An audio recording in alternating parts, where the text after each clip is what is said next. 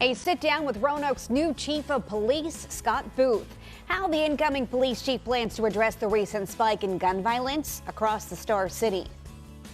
My thing is they didn't give my child a timeline on when we're going to come and kill you, so they shouldn't have had a timeline when I come to arrest you. Putting a face to Roanoke's gun violence, how one father is seeking justice for the shooting of his son more than 2 months after his death. And Wells Fargo announces a new investment coming to Roanoke County. How much money is coming to the area and how many jobs are expected to be created by the expansion?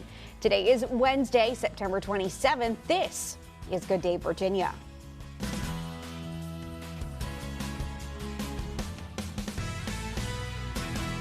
Good Wednesday morning to you, and thanks so much for waking up with us here on Good Day Virginia. I'm Brandon Van Sickle. And I'm Amanda Kenny. Your time right now is 6:02. We start this hour with breaking news overnight.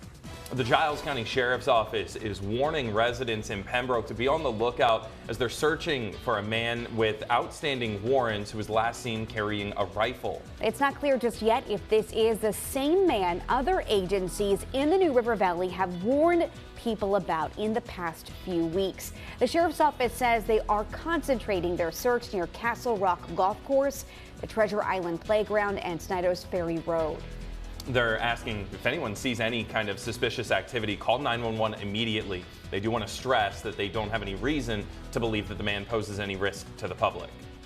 Now to Roanoke, where a new leader is about to take the reins of the Roanoke Police Department. Scott Booth has been nationally recognized for his work in reducing gang-related crime in the city of Danville. Well, now he's taking his leadership skills to the Star City to become the new chief of police. WFXR's Anna McDougal spoke with the incoming chief about his plan to reduce gun violence.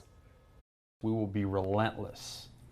We will be relentless in how we address gun violence in the Roanoke community. Scott Booth says when he came to Danville 5 years ago, there wasn't a lot of trust in the police department, so he had to start from scratch, building a relationship with the community. His focus, community policing as a primary way to boost trust and reduce violence. And Booth says that means engaging with the people. We have to be accessible to them. That is a big part of what works in building trust in a community. And this method has proven successful in Danville. In 2016, before Booth was chief, there were 16 reported homicides in the city. In the latest report from 2022, that number was cut in half. So far in 2023, there have been 26 homicides in Roanoke. More than 20 of them involved guns.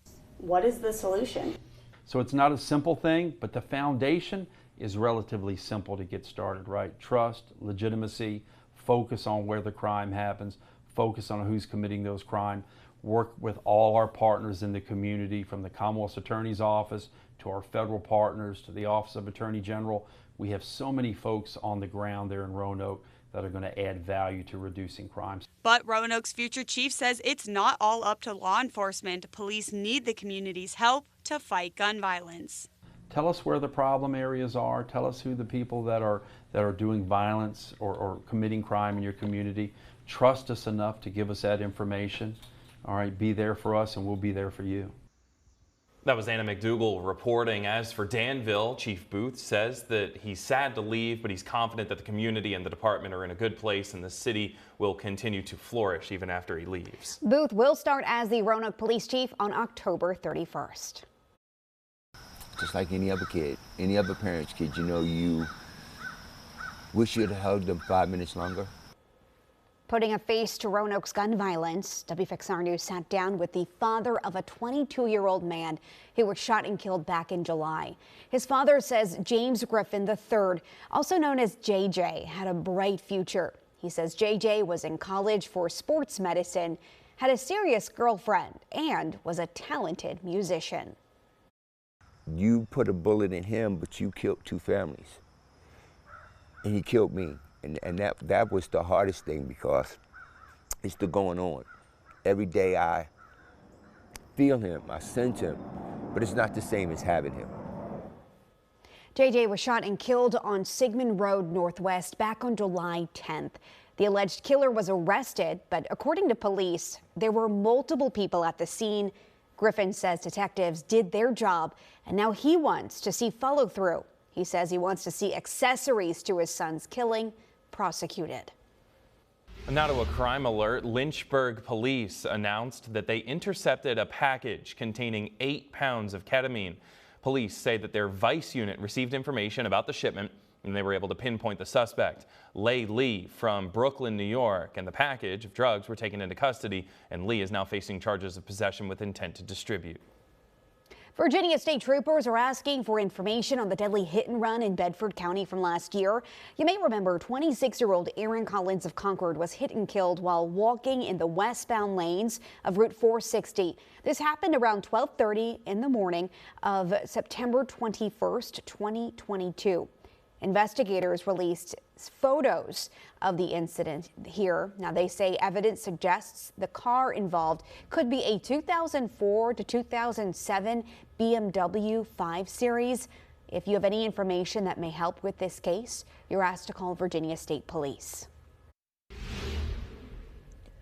Well, as you get ready for the day ahead, just know that we are still dealing with some patchy fog and drizzle in parts of our region, and we're still going to be dealing with those cloudy skies as well. With our out the door forecast, you may want that light jacket as you head out the door. We are kicking off the day mainly in the 50s, and even as we get closer to the early afternoon hours, temperatures are only starting to make their way into the 60s. It is definitely cooler than average for this time of year, but we are expecting a little bit of a warm up ahead. With our 3-day forecast, we will continue to see that chance for some patchy light rain even as we head into your Thursday. But notice heading into Friday, we're looking at some of those more mild, near average temperatures returning to our region. So I'm going to have more details on why that's happening in just a few minutes. Back to you, Amanda. Kara, thank you. New this morning, Danville fire crews were called out to a house fire with reports someone was trapped inside. This happened Tuesday night on Adams Street just before 11 o'clock. Crews arrived on scene to find heavy fire coming through the roof. Firefighters say it was difficult to search inside, but because the home was being used for storage. However, they determined it was unoccupied. It took them several hours to fully put out the fire. In news around the Commonwealth, Prince William County police arrested a man accused of threatening a church in Northern Virginia. They say a 35-year-old man made threatening posts online about Park Valley Church in Haymarket. Police arrested the man at the church. They say that he had a loaded handgun and several knives when he was arrested. Hemp production is on the rise, and so are new medical uses for the plant. That's why Virginia Tech is using a $500,000 federal grant to study hemp and to look for ways to modify plants for specific uses in medical treatments. The study will involve traditional and new plant breeding techniques.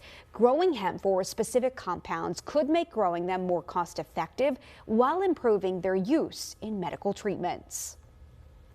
Big news about jobs coming to our region. Wells Fargo is investing $87 million to expand its customer support center in Roanoke County. This will mark the largest commercial office investment and single project employment announcement in Roanoke County's history. Governor Glenn Youngkin made the announcement Tuesday afternoon. He says the investment will create about 1,100 new jobs. Schools will probably see an increase in students. You'll also have an increase in business and restaurants needs. And it will help the Hollins area and Roanoke County grow in many ways. These are great jobs. The average pay will be over $52,000, the average pay, so it's really a great salary. Following this expansion, Wells Fargo will become the largest employer in Roanoke County. Lynchburg City Council heard public comment on Sandusky Elementary School.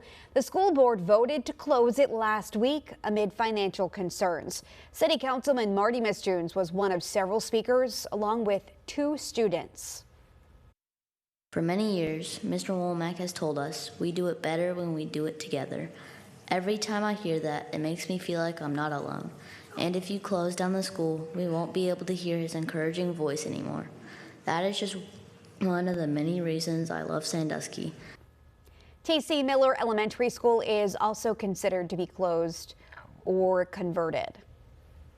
We now know how much of the $1.4 billion President Biden issued for railway safety improvements will be heading to Virginia. That money's coming from the 2021 infrastructure law.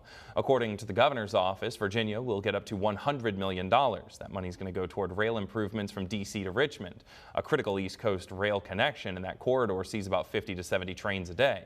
The Virginia Passenger Rail Authority and Amtrak will provide a 50% non-federal match. Coming up, President Joe Biden joins auto workers on the picket line, why reaction to the historic move is mixed, and when another political leader is expected to join the protests. And new data on the effects of long COVID. How many people are struggling with long-term effects of COVID-19 and what health leaders recommend you do to protect yourself. And another school